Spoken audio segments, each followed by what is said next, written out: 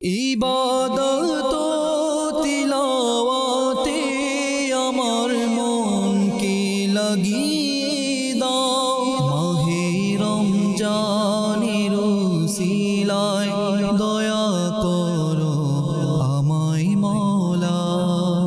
আলহামদুলিল্লাহি রাব্বিল আলামিন ওয়াসসালাতু ওয়াসসালামু আলা সাইয়্যিদিল মুরসালিন আম্মা বা'দ ফাআউযু বিল্লাহি মিনাশ শাইতানির রাজীম বিসমিল্লাহির রহমানির রহিম আসসালাতু ওয়াসসালামু আলাইকা ইয়া রাসূলুল্লাহ ওয়া আলা আলিকা ওয়া আসহাবিকা ইয়া হাবিবাল্লাহ আসসালাতু ওয়াসসালামু আলাইকা নবিয়াল্লাহ ওয়া আলা আলিকা ওয়া আসহাবিকা ইয়া নূরাল্লাহ।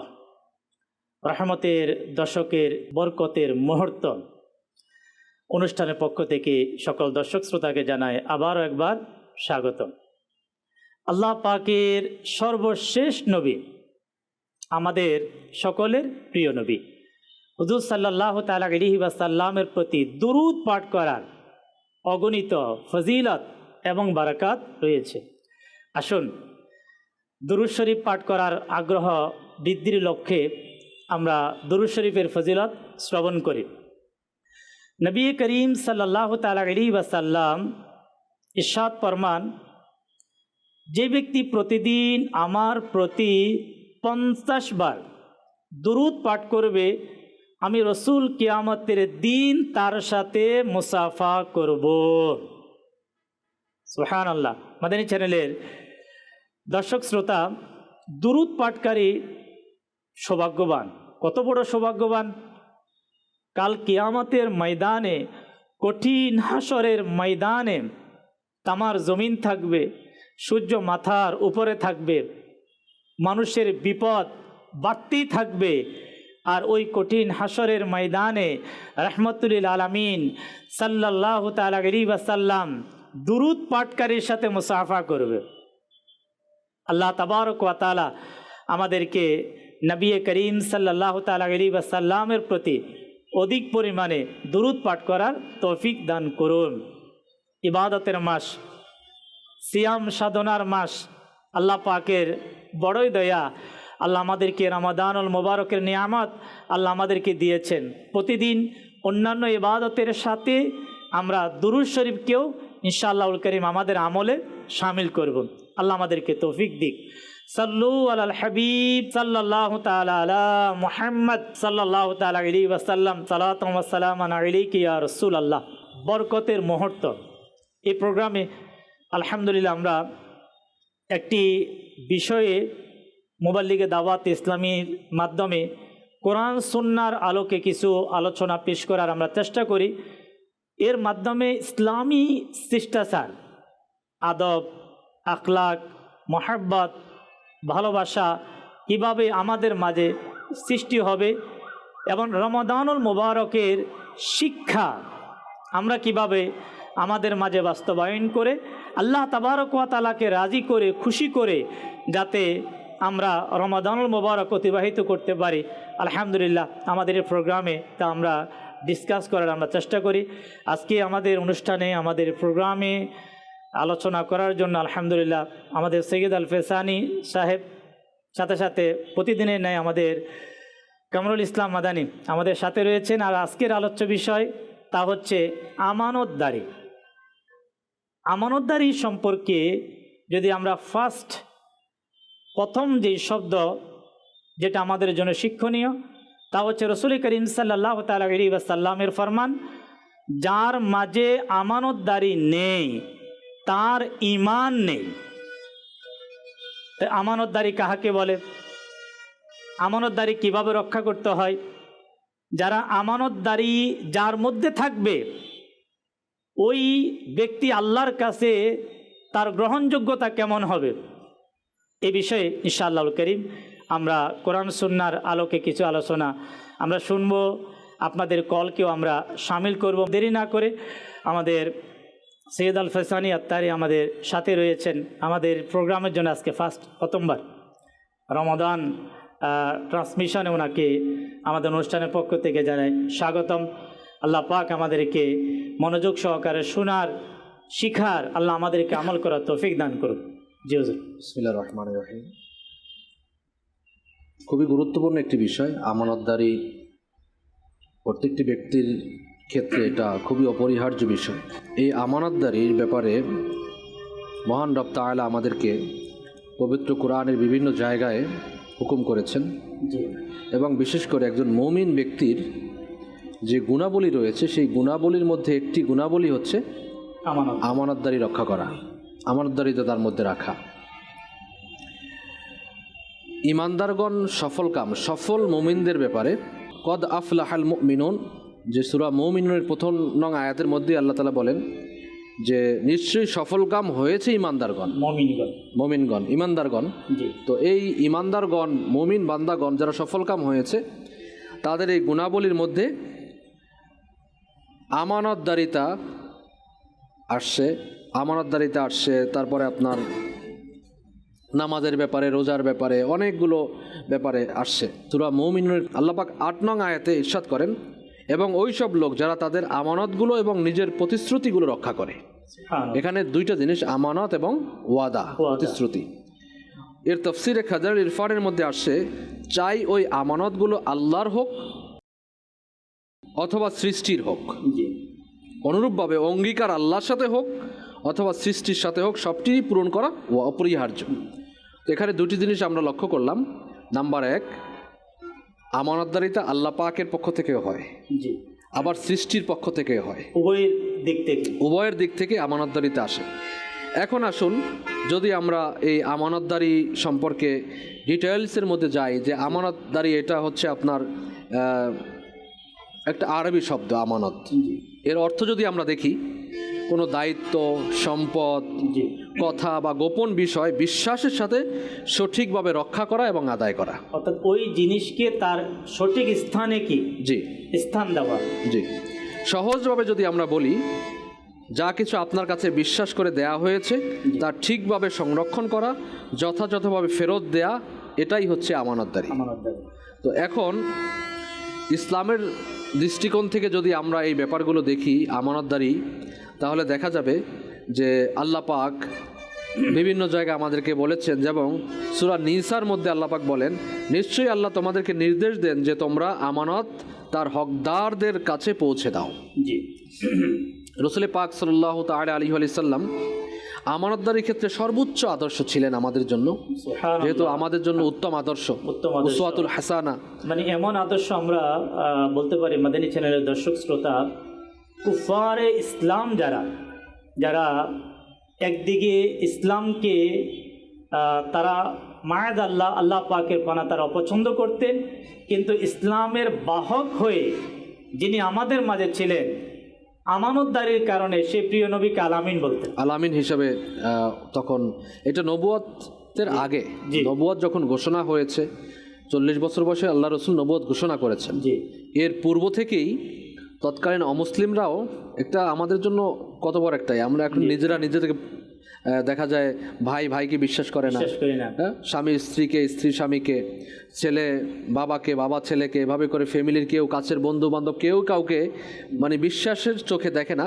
বিশ্বাস করলেও মুখে বলে আমি বিশ্বাস করলাম, আমার আমানতদারি রক্ষা করবে কি করবে না। বিশেষ করে দেখা যায় যে সন্দেহের চোখে দেখে। শত আমানতদারিতা থাকলেও দেখা যায় সে সন্দেহের চোখে দেখে, সন্দেহের বাইরে কেউকে রাখে না। কিন্তু মহান রব তাআলার প্রিয় হাবিবে লবিব সাল্লাল্লাহু তাআলা আলাইহি সাল্লামের আমানতদারিতা দেখুন, অমুসলিমরা পর্যন্ত আল্লাহ রসুল সাল্লাল্লাহু তাআলা আলাইহি সাল্লামকে এমন আমানতদারিতা তার মধ্যে পেয়েছেন, সবাই তাকে আল আমিন হিসাবে তখন ঘোষণা করেছেন। এবং তার কাছে রসুল পাক সাল্লাল্লাহু আলাইহি সাল্লামের কাছে মিরাজের রাত্রে আমানত, হিজরতের রাত্রে যে আমানতগুলো বিভিন্ন অমুসলিমরা এসে এখানে গচ্ছিত রাখতেন রসুল পাক সাল্লাল্লাহু আলাইহি সাল্লামের দরবারে। এবং যখন তায়েফের ময়দানে নবী রাহমাত সাল্লাল্লাহু আলাইহি সাল্লাম গেলেন, তখন তিনি মানে এলান করলেন যে আমার কাছে যে এটা আছে, এটা কি তোমরা বিশ্বাস করো কিনা, আমি এটা খেয়ানত করবো। সবাই বলল না, এটা আমরা বিশ্বাস করি না। তখন গিয়ে আস্তে আস্তে করে তিনি যখন এটা বললেন, তারপর তারা এটা ভালোভাবে গ্রহণ করলেন না, অমুসলিমরা গ্রহণ করলো না যে আল্লাহ এক, তার প্রিয় রসুল নবী মুহাম্মদ রাসূলুল্লাহ সাল্লাল্লাহু তাআলা আলাইহি সাল্লাম, হুজুর সাল্লাল্লাহু তাআলা আলাইহি ওয়াসাল্লাম সেখানে এমনই শব্দ তাদেরকে বললেন যে আমি যদি তোমাদেরকে বলি যে পাহাড়ের অপর প্রান্ত থেকে এক সৈন্যবাহিনী দুশ্মন এসে তোমাদেরকে আক্রমণ করবে, তোমরা কি আমার কথা বিশ্বাস করলে? তার বলে হ্যাঁ। জি, এখন দেখুন, আমরা যদি আমানতের উদাহরণ দেই, তাহলে এই আমানতের উদাহরণ হিসেবে যদি আমরা দেখি, তাহলে বিশেষ করে আমরা লক্ষ্য করি যে কারো টাকা জিনিসপত্র নিরাপদে রাখা, গোপন কথা এগুলো ফাঁস না করে দেয়া, দায়িত্ব কিভাবে পালন করা, সেটা চাকরি হোক, সেটা কোনো সংগঠন হোক, জি, সেটা পরিবার হোক, যে দায়িত্বের আমানত, এখানে আল্লাহ পাক দায়িত্বের আমানত দিয়েছেন। একজন বাবাকে তার পরিবারের দায়িত্বের আমানত আল্লাহ পাক দিয়েছেন। বাবা ইন্তেকালের পরে যখন ঘরের সন্তান থাকেন, বড় সন্তান থাকেন, তো তাকে আল্লাহ পাক দায়িত্বের আমানত দিয়েছেন। সেই আমানতকে রক্ষা করা, আল্লাহর দেয়া শরীর, সময়, ক্ষমতার, যে এটা আল্লাহ পাকের পক্ষ থেকে যে আমার কাছে আমানত এসেছে, জি, এই পুরো হাত, পা, চোখ, কান, নাক, যা কিছুই আমার শরীরের অঙ্গ প্রত্যঙ্গ রয়েছে, এই সকল কিছু আল্লাহ পাকের পক্ষ থেকে আমানত। আমানত। জিহবা আল্লাহ পাকের পক্ষ থেকে আমানত, কথা বলা আল্লাহ পাকের পক্ষ থেকে আমানত। তো এই আমানত আমি সঠিকভাবে আদায় করছি কিনা, সঠিকভাবে পালন করছি কিনা, সেটাও আমাদের জন্য দেখা জরুরি। আমরা আজকে ইনশাআল্লাহুল কারীম মাদানী চ্যানেলের দর্শক শ্রোতা, যেহেতু বিষয়টি অনেক অর্থবোধক, অনেক ব্যাপক একটি বিষয়, টাইম আমাদের শর্ট, তারপরও আমরা যদি আল্লাহ পাকের সন্তুষ্টি এবং সওয়াব হাসিল করার উদ্দেশ্যে আমরা চেষ্টা করব।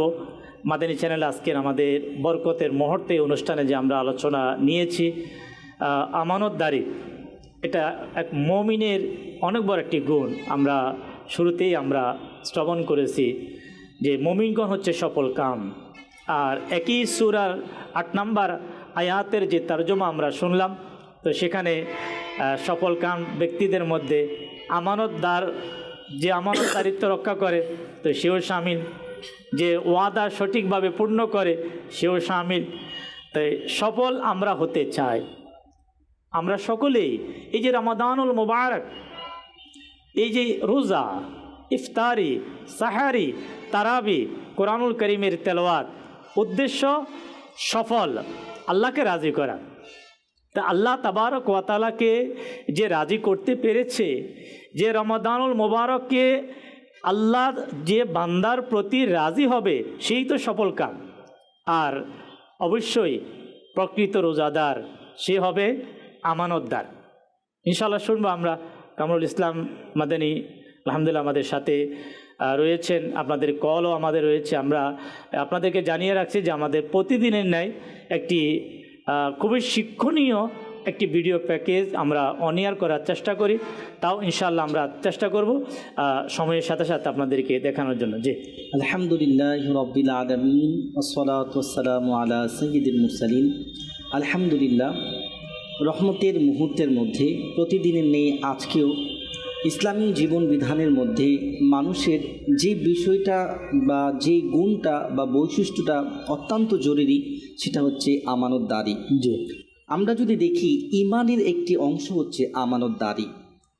আরবির মধ্যে আছে এই আমানতটা, যে আমান ইমান থেকে এসেছে। জি, অর্থাৎ আপনি যে হাদিসটা বলেছেন লা ইমানা লিমান লা আমানাতা, অর্থাৎ তার মধ্যে তার ইমান পরিপূর্ণ নাই যার মধ্যে আমানতদারিত্ব নেই। আল্লাহ তাবারক ওয়া তাআলা এই আমানতটাকে মানুষের মধ্যে যার আমানত রয়েছে তার প্রাপ্য হকটাকে তার বোঝানোর জন্য কোরআনে পাকের বিভিন্ন আয়াত নাজিল করেছেন। জি, হুজুর দুইটা আয়াতের অর্থ বলে দিয়েছেন। জি, এবং সাথে সাথে আমানত আদায় করার কথা তো বলেছেনই, খেয়ানত যাতে না করা হয় তার কথা বলে দিয়েছেন। আল্লাহ কোরআনে বলেন, ইয়া আইয়ুহাল্লাযীনা আমানু লা তাখুনুল্লাহা ওয়ার রাসূল, তোমরা আল্লাহ এবং রাসূলের সাথে খেয়ানত করো না। ওয়া তাখুনু আমানাতিকুম, এবং তোমাদের মাঝে যে আমানতগুলো রয়েছে সেই আমানতেরও খেয়ানত করবে না। যদি তোমরা মুমিন হয়ে থাকো, তোমরা সেই আমানতের কখনো খেয়ানত করবে না।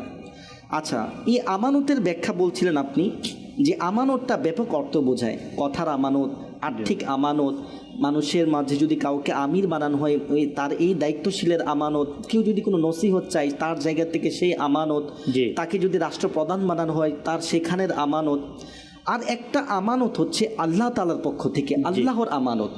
এই আল্লাহর আমানত সম্পর্কে আল্লাহ বলেন, ইন্না আরাদনাল আমানাতা আলাস সামাওয়াতি ওয়াল আরদ। আল্লাহ তাবারক ওয়া তাআলা এই আমানতটাকে আসমান এবং জমিনের মধ্যে দিয়েছেন।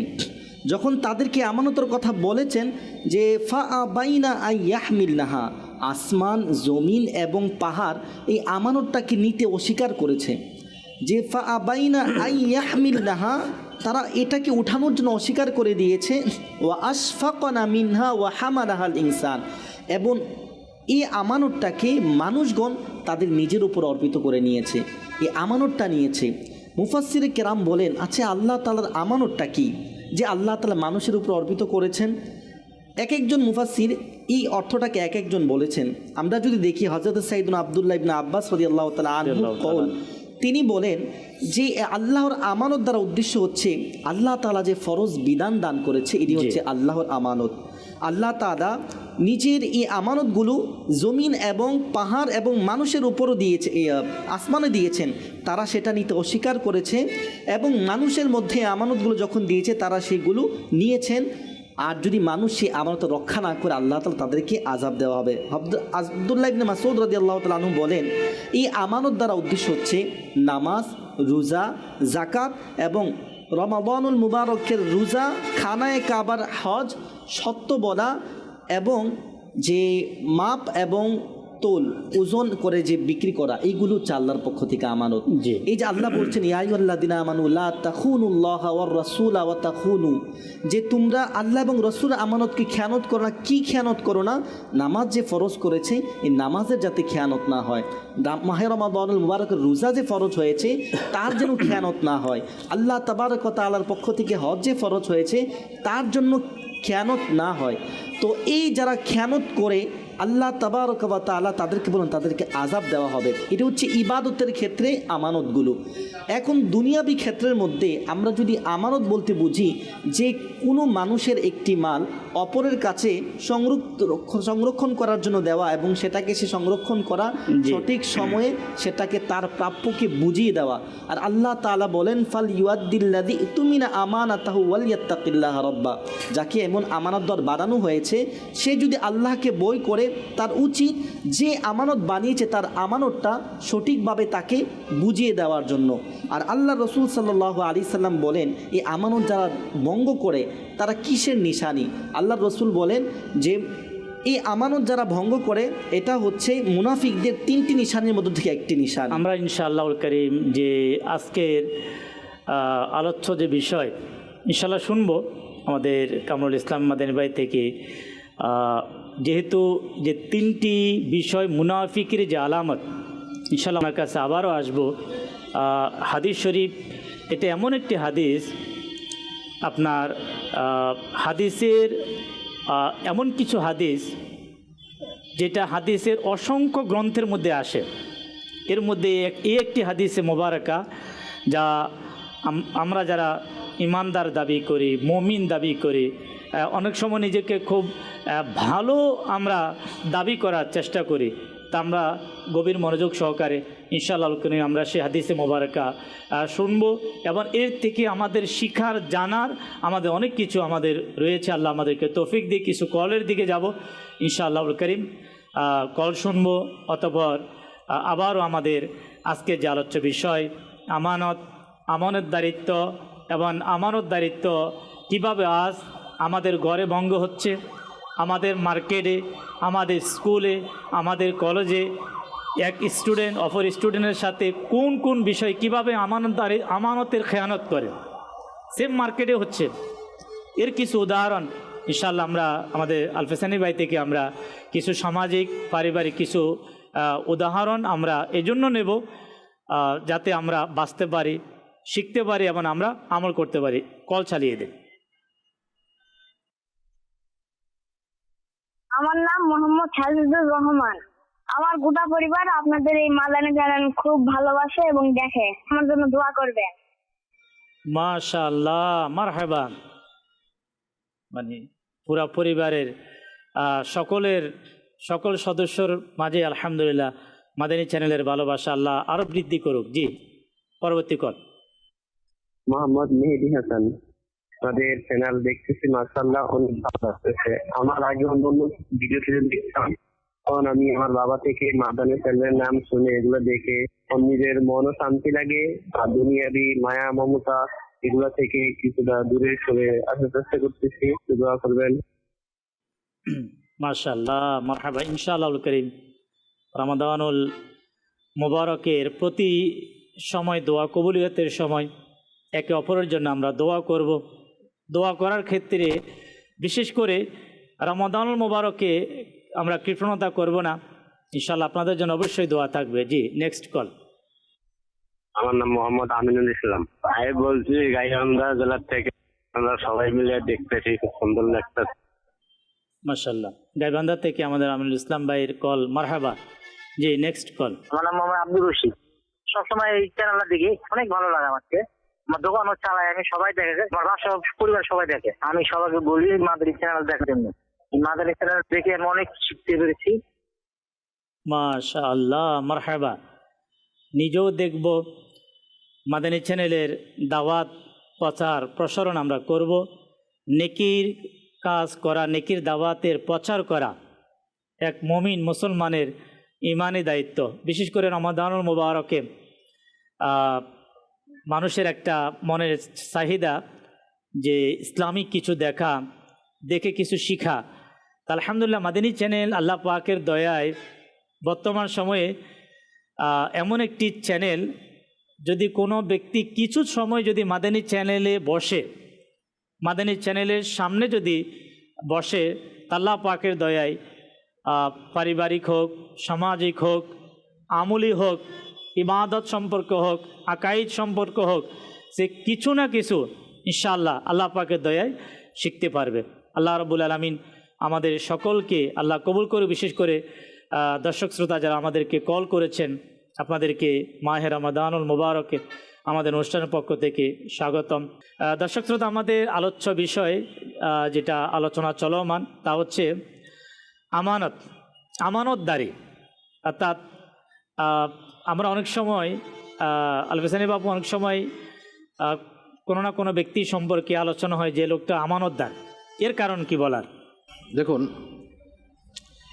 এটার পিছনে কারণ হচ্ছে তার যে নৈতিকতা। জি, নৈতিকতার দিকে তাকালে দেখা যাবে তার এই যে ব্যক্তি জীবনে কারো টাকা ধার নিয়ে সঠিক সময় পরিশোধ করা, কারো মোবাইল জিনিসপত্র এগুলো নিরাপদে কাউকে রাখতে দিচ্ছে, মাল সামান, সেটা কি সে সঠিকভাবে রেখেছে, এর কোনো খেয়ানত করেনি, তো ইত্যাদি ইত্যাদি।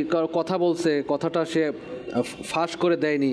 তো একটা দেখা যায় সমাজের মধ্যে, পরিবারের মধ্যে সে একটা বিশ্বস্ত মানে আমানত হিসাবে, বিশ্বস্ত হিসাবে তার একটা পরিচিতি লাভ করে। এখন দেখুন, আপনি কারো কাছে টাকা পাবেন, জি, আপনার কাছেও কেউ টাকা পাবে। এখন কোনো দোকানদার হোক অথবা যে টাকা ধার দিয়েছেন, জি, তো এখন ওই দোকানদার যখন কারো কাছ থেকে টাকা চায়, জি, এখন তার পিছনে কিন্তু অনেকজন আছে। অর্থাৎ সে তাকে ওয়াদা দিয়েছে, সে তাকে দিয়েছে, সে তাকে দিয়েছে, এভাবে হয়তো চেইনভাবে 8-10 জন হবে।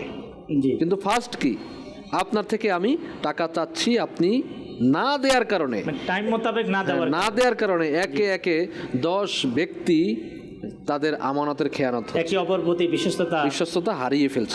এর কারণ কি, আপনি দেননি। অর্থাৎ যার কাছে টাকা পাওনা রয়েছে সেই ব্যক্তি দেয়নি। তো এই আমাকে বুঝতে হবে, দায়িত্ব নিয়ে বুঝতে হবে যে আমি যে ওয়াদা করছি সেই ওয়াদার ক্ষেত্রে এই আমানত আমি যে নিচ্ছি এটা আমি ফেরত দিতে পারবো কিনা।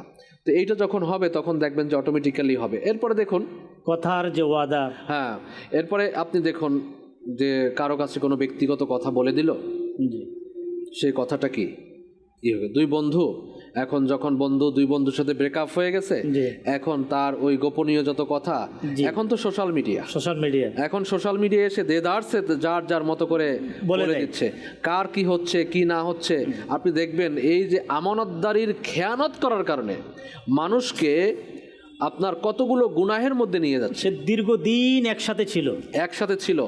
এর কারণে এজন্যই সফল মুমিনদের বৈশিষ্ট্যের মধ্যে মহান রব তাআলা আমানতদারিতা রেখেছেন। কারণ আপনি আমানতের খেয়ানত করেছেন, যার বদৌলতে একটা আপনার ওই বন্ধু সে আত্মহত্যার দিকে চলে যাচ্ছে। আল্লাহ আল্লাহ আল্লাহ। কারণ আপনি তার যে আপনার কাছে আমানত ছিল, আমানত আপনি সোশ্যাল মিডিয়াতে এসে বলে সে ভাবতে লাগলো যে এই মুহূর্তে আমি কিভাবে নিজেকে আমি রিকভারি কিভাবে করব, নিজের মুখ কিভাবে দেখাবো। তো এই যে জিনিসগুলো সমাজের মধ্যে আসছে, তো এইগুলো আমাদের অনুধাবন করতে হবে যে আমানতদারিতা আসলে এটা তার ঠিকানি ব্যাপার নয়, এটা ছোটখাটো ব্যাপার নয়, এটা অনেক বড় বিষয়। তাই তো এটাকে ইমানের সাথে লাগিয়ে দেওয়া হয়েছে। তো সেজন্য এই জিনিসগুলো উপলব্ধি করতে হবে। উপলব্ধি কিভাবে করব আমরা? ফর এক্সাম্পল, আমি যার আমানত খেয়ানত করছি, সেম আমি তার জায়গায় নিজেকে রাখি। যদি আমার সাথে হতো, এই ব্যাপারটা আমার সাথে হইতো, তাহলে আমি কিরকম ফিল করতাম, আমার মানসিক অবস্থা কি হতো, আমার সামাজিক অবস্থান কি হতো, আমি পারিবারিকভাবে, সামাজিকভাবে, আর্থিকভাবে, নৈতিকতার ব্যাপারে আমি কতটা ক্ষতিগ্রস্ত হতাম। এই জিনিস যখন আপনি দেখবেন, যখন আপনি উপলব্ধি করবেন নিজেকে তার কাছে দাঁড় করিয়ে, তখন আপনার ভিতরে একটু হলেও এটা থেকে ফেরত আসার একটা চিন্তা আসবে না, আমি চুপ থাকি, আমি বন্ধ করি। অনেক সময় দেখা যায় যে অনেকভাবে এটা বলে দেয় মানুষ, একটা আমানত এটা গোপন রাখে না, কিন্তু এটার যে ক্ষতিকর দিকগুলো এটা অনেক দূর পর্যন্ত পৌঁছে যায়। সেটা রক্ষা করাটা অনেক সময় মারামারি, কাটাকাটি, ওই যে আত্মহত্যা পর্যন্ত চলে যায়। যে সহ্য করতে পারে না আত্মহত্যা করে ফেলে। আত্মহত্যা আরেকটা মহাপাপ, এটাও একটা কবিরা গুনাহ, ওটা একটা কবিরা গুনাহ। মানে গুনাহের সাথে চেইন হতে হতে হতে অনেকগুলো গুণ জমা হয়ে যায় আপনার এই একটা গুনাহের কারণে, একটা খেয়ানতের কারণে। তো সেজন্য এই জিনিসগুলো আমাদেরকে করতে হবে। এখন দেখুন পারিবারিক জীবনে আমানতদারিতা এটাও অনেক বড় বিষয়। স্বামী স্ত্রীর মধ্যে গোপনীয়তা থাকতেই পারে এবং থাকাটাই বাঞ্ছনীয়। আপনি যখন পরিবার চালাবেন, ঘরে আপনার মা রয়েছে, আপনার বোন রয়েছে, আপনার স্ত্রী রয়েছে, তো এখন যদি কারো কেউ আমানতদারিতা রাখতেছেন না, আপনি স্ত্রীকে মা বোনের ব্যাপারে একটা কথা বললেন, স্ত্রী সেই কথাটা বলে দিল। আবার স্ত্রী স্বামীকে তার শাশুড়ি, শ্বশুর শাশুড়ি, ননদদের ব্যাপারে একটা কথা বললো, স্বামী সেই কথাটা ওপেন করে দিল। এখন দেখা যাবে যে এখানে বড় ধরনের একটা পারিবারিকভাবে একটা এমন ঝামেলা লাগবে, এমন একটি ঝামেলা সৃষ্টি হলো, শেষ পর্যন্ত এর কুফলের মধ্যে সংসার তালাক পর্যন্ত হয়ে যায়। এখন এর যে প্রথম যে দায়িত্বটা ছিল সেটা আমানতদারি। আপনার মাদানী চ্যানেলের দর্শক শ্রোতা, আমরা যদি উদাহরণগুলো যদি আমরা আমাদের সমাজে যদি আমরা পেশ করতে চাই, হয়তো আমাদের অনেক সময়ের প্রয়োজন, হয়তো এতটুকু সময় আমাদের মাঝে নেই, কিন্তু আমাদেরকে অনেক সময় অনেকেই ইশারাতান কিছু বোঝানোর চেষ্টা করে যে আমি এটা আপনাকে আমানত। এখানে আরেকটা জিনিস আমি বলে দিলাম, ইমরান ভাই এই কথাটা আমানত, এখন তো আমি আমানত করে দিলাম, আপনি এটা বলা তো জঘন্যতম অপরাধ। আমি বললাম না, তারপর আপনাকে বুঝতে হবে কথাটা আমি বলবো কি বলবো না। যেহেতু আমাকে কথাটা বলছে, আমাকে তো আমানত বলে দেয় না, আমি বলবো কি না। অনেক সময় একটু ইশারাতান থাকে, এটা বলার মতো না।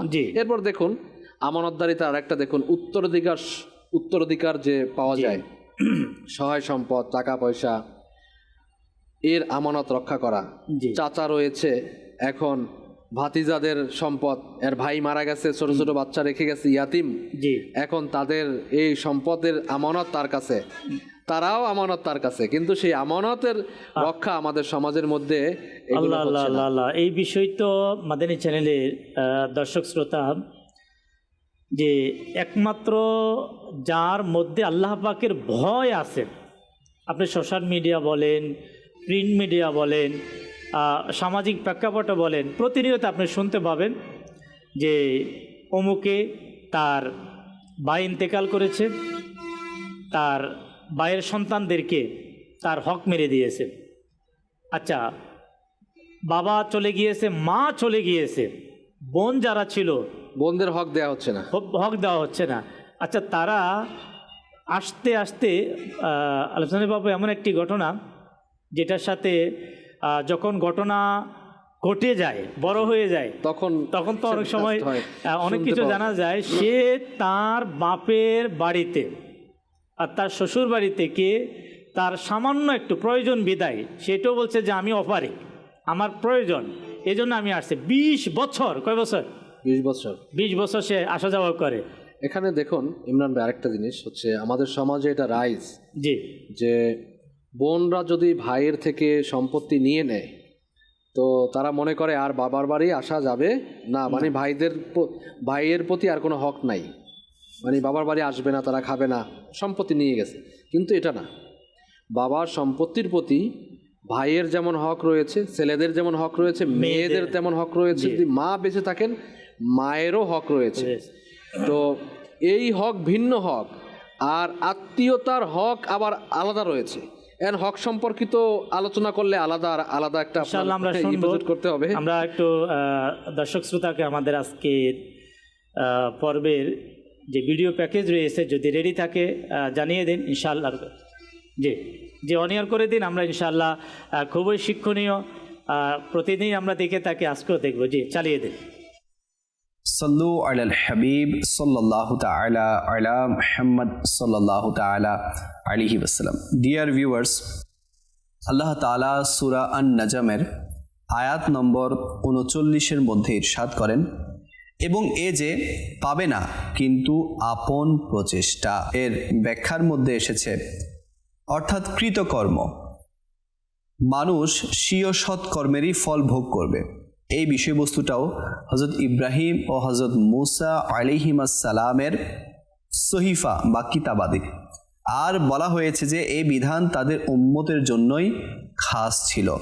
হযরত ইবনে আব্বাস রাদিয়াল্লাহু তাআলা আনহুমা বলেন, এই বিধান আমাদের শরীয়তের মধ্যে এই আয়াত দ্বারা মনসুখ বা রহিত হয়ে গেছে। হাদিস শরীফে বর্ণিত আছে, এক ব্যক্তি প্রিয় নবী সাল্লাল্লাহু তাআলা আলাইহি ওয়া আলিহি ওয়াসাল্লামের দরবারে আরজ করলো, আমার মায়ের ওফাত হয়ে গেছে, আমি যদি তার তরফ থেকে সাদকা করি তাহলে তা উপকারী হবে কি? ইরশাদ করলেন, হ্যাঁ।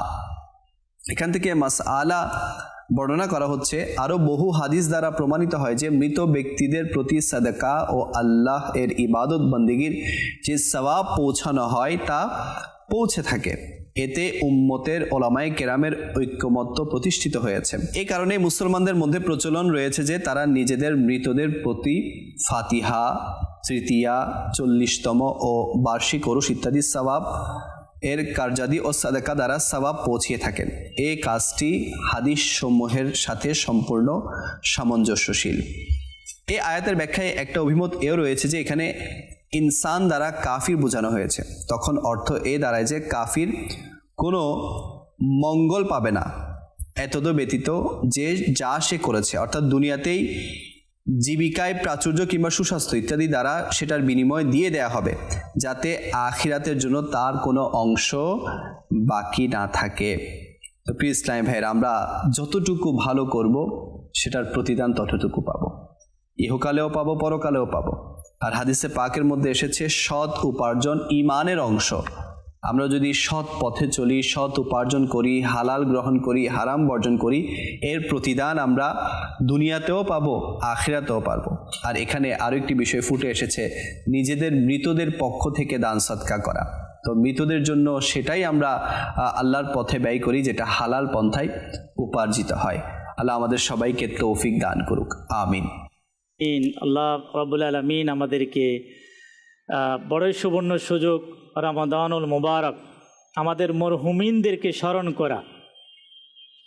আমরা ইফতারে, দোয়াতে, সাহারির সময় তাহাজ্জুদ পড়ে দোয়া, তারাবির পরে দোয়া, 5 ওয়াক্ত নামাজের পরে দোয়া।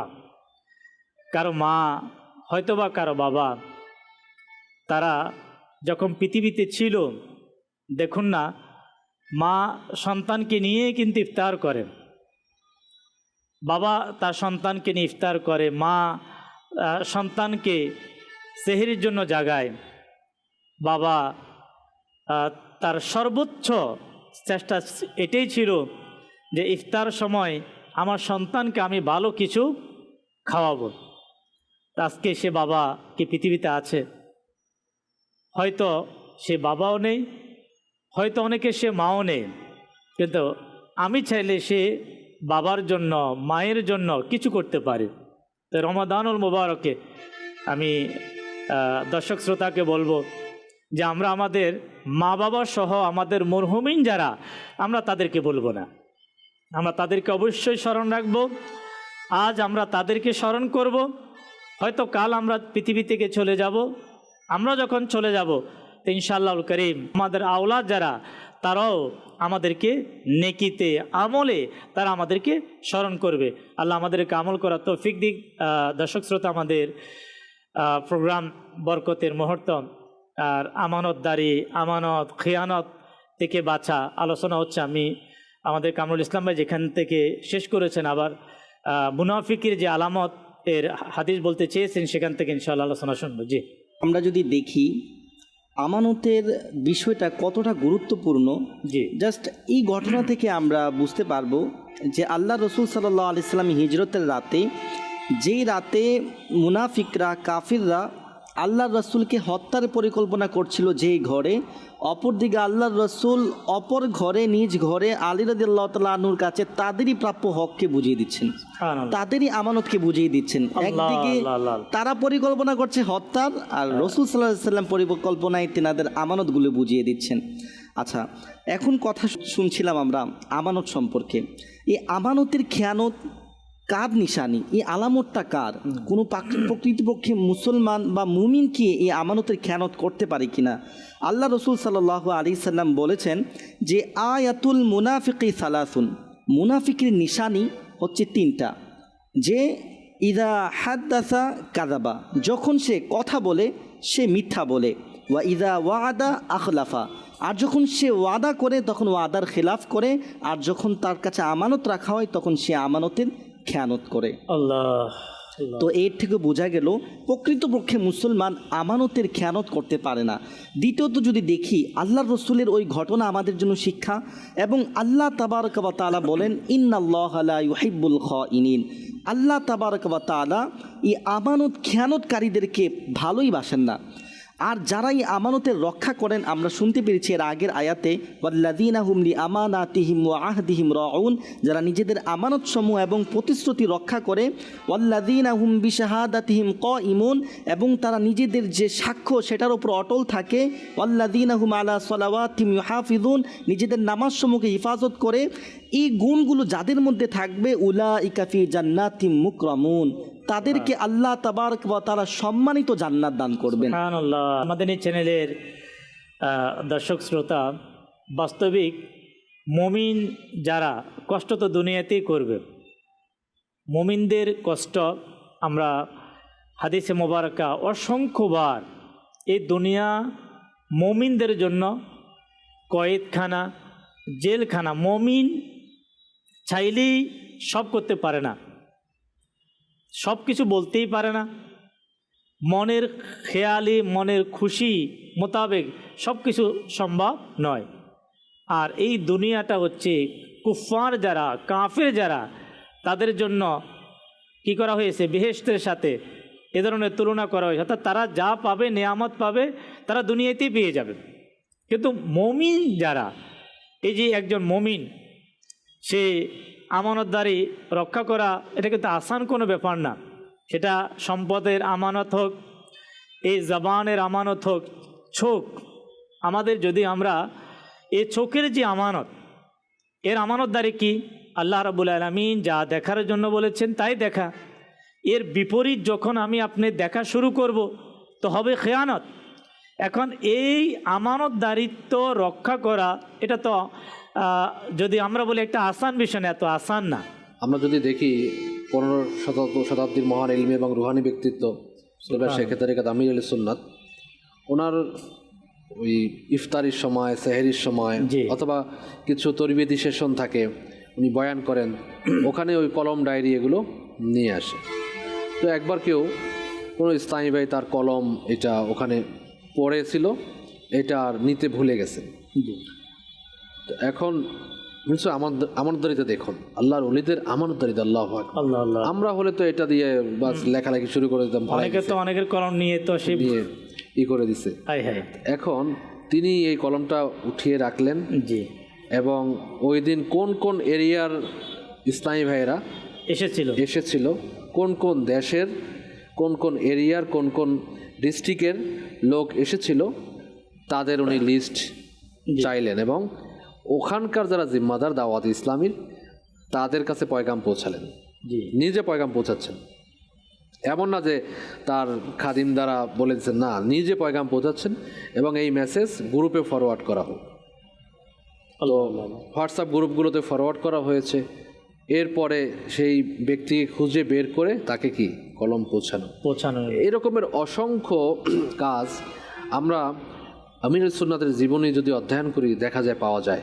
এভাবে করে এর আগেও যারা আমাদের গত হয়ে আকাবিরগণ গিয়েছেন, আল্লাহর উলিগণ গিয়েছেন, তাদের আমানতদারিতাও আমরা যদি লক্ষ্য করি, কেনই বা থাকবে না?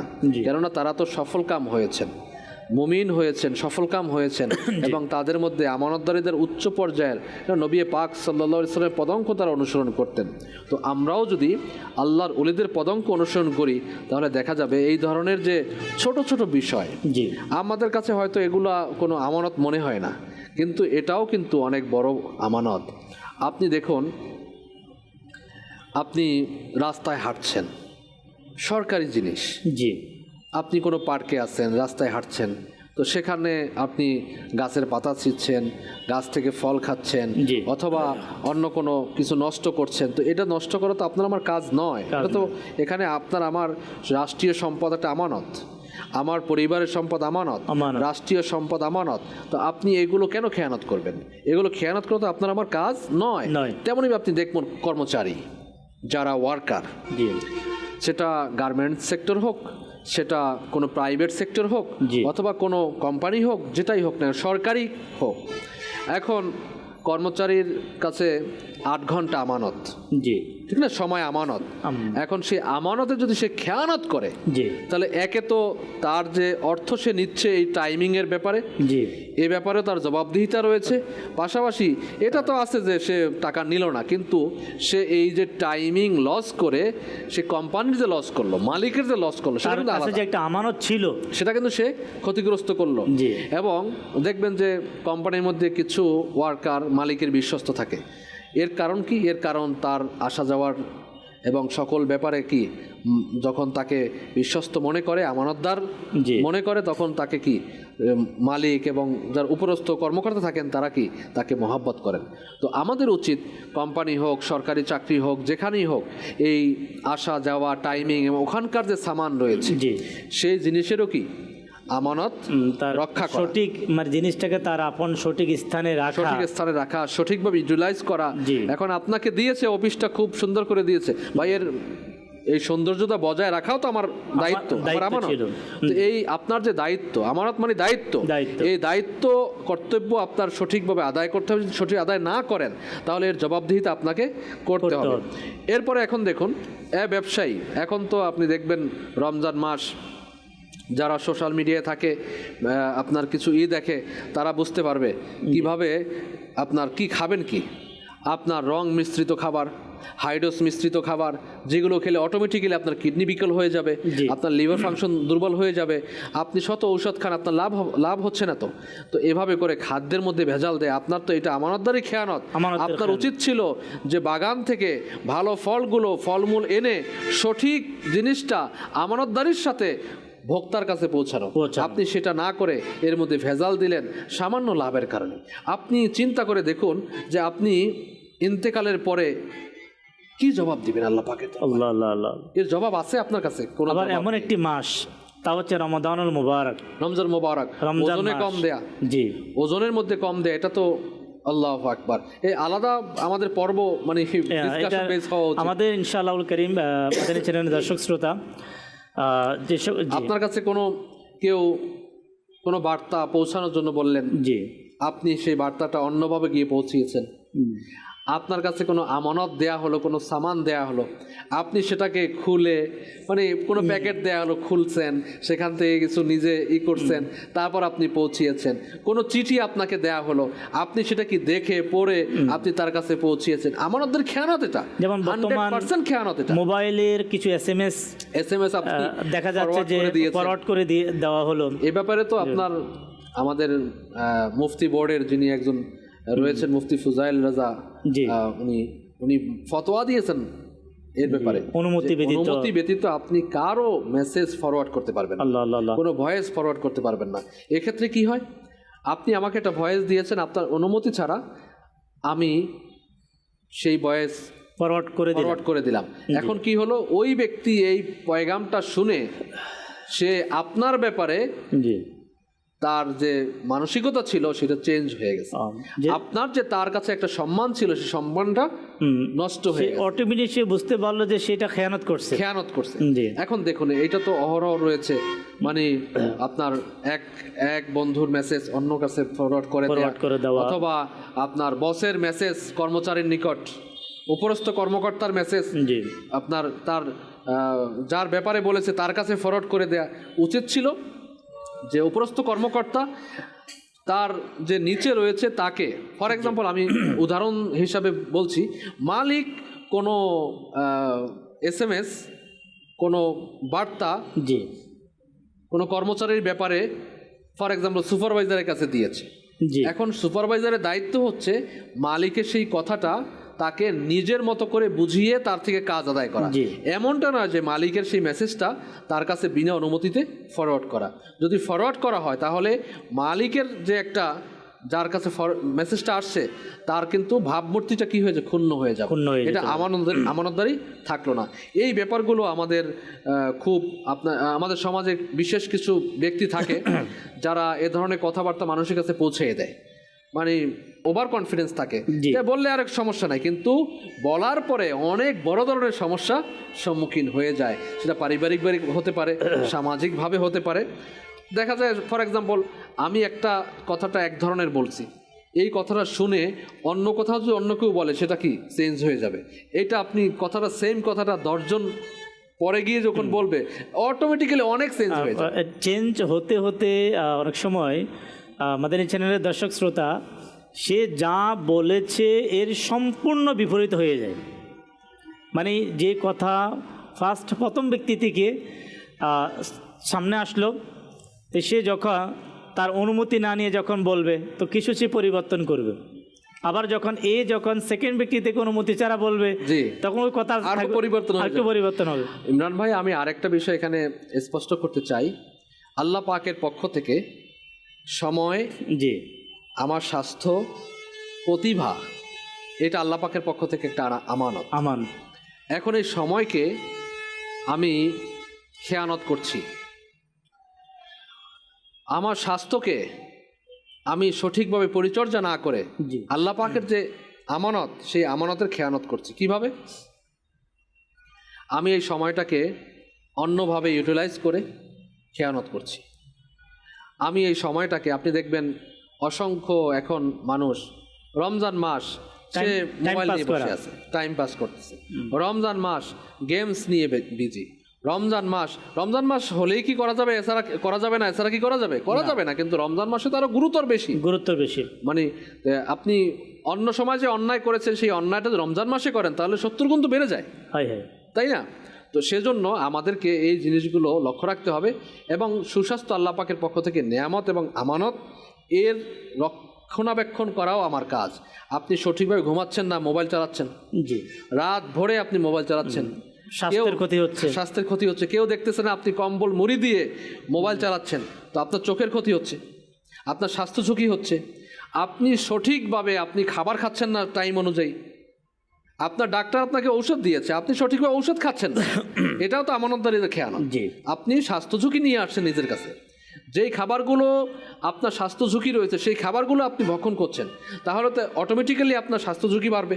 আর স্বাস্থ্য ঝুঁকি বাড়লে আপনার এটা আমানতের, আল্লাহ পাকের পক্ষ থেকে সুস্বাস্থ্যর আমানত, সেই আমানতের খেয়ানত। আল্লাহ আমাদেরকে আজকের মাদানী চ্যানেলের দর্শক শ্রোতা আলহামদুলিল্লাহ খুব অল্প সময়ে আমরা আমানতদারিত্ব কিভাবে আমরা রক্ষা করব, হয়তো একেবারে ডিটেলস হয়তো সম্ভব হয়ে ওঠে না, কিন্তু এই যে স্বল্প সময়ে আমরা যতটুকু শুনলাম, কিন্তু আমাদের যে একটা কি বলবো, একটা ইমানি এক দায়িত্ব এবং জজবা যদি আমরা তৈরি করি, যে রমাদানুল মোবারক হচ্ছে মাদানী চ্যানেলের দর্শক শ্রোতা নিজেকে পরিবর্তন করার মাস, নিজেকে পরিবর্তন করা, নিজেকে শুধরানো, গুনাহ থেকে আপনার বেরিয়ে এসে ইবাদতের মাধ্যমে, নেকির মাধ্যমে নিজেকে সাজিয়ে তোলার, অর্থাৎ নিজের মধ্যে নেক আমলের একটা পরিবর্তন নিয়ে আসার একটা সুবর্ণ সুযোগ কিন্তু রমাদানুল মুবারক।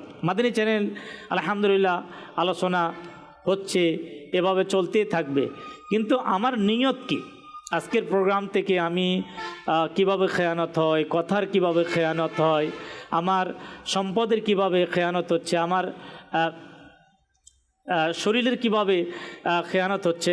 আমানতের যদি খেয়ানত আমার দ্বারা হয় তাহলে অনেকগুলো ক্ষতি আপনার আমার দ্বারা হয়ে যাবে। যেমন ব্যক্তিগত ক্ষতি হতে পারে, আল্লাহ পাকের অসন্তুষ্টি অর্জন হবে জি খেয়ানত দ্বারা, গুনাহ ও আখিরাতের শাস্তির আশঙ্কা এটা তো অবধারিত হবেই। জি মানুষের বিশ্বাস হারিয়ে ফেলা, জি অন্তরে আপনি দেখবেন যে অশান্তি, অপরাধবোধ জন্ম, জি অপরাধী মনে হয় এবং নিজেকে, দোয়া কবুলে প্রতিবন্ধকতা আসবে আসবে আমানতদারিতে না থাকলে। জি আপনার পারিবারিক ক্ষতি কি হতে পারে? স্বামী স্ত্রীর মধ্যে অমিল হয়ে যাবে, জি অশান্তি সৃষ্টি হবে, সম্পর্ক ভেঙে যাওয়ার আশঙ্কা হবে, হ্যাঁ, সন্তানের চরিত্র নষ্ট হওয়ার কারণ তারা বড়দের দেখে দেখে শিখে। এই আমানতদারিতা যদি মা বাবার মধ্যে না থাকে তাহলে সন্তানের মধ্যেও এভাবে অনেকগুলো কারণ। আল্লাহ পাক আমাদেরকে আজকে আমরা যাহাই শুনলাম রমাদান মুবারকে আল্লাহ পাকের কাছে আমরা দোয়া করি, আল্লাহ আমাদেরকে আমানতদারিত্বের নিয়ামত আল্লাহ তুমি আমাদেরকে দান করো। আমিন। আল্লাহ আমাদেরকে খেয়ানত থেকে আল্লাহ বাঁচার তৌফিক দান করো। ইনশাআল্লাহ আগামী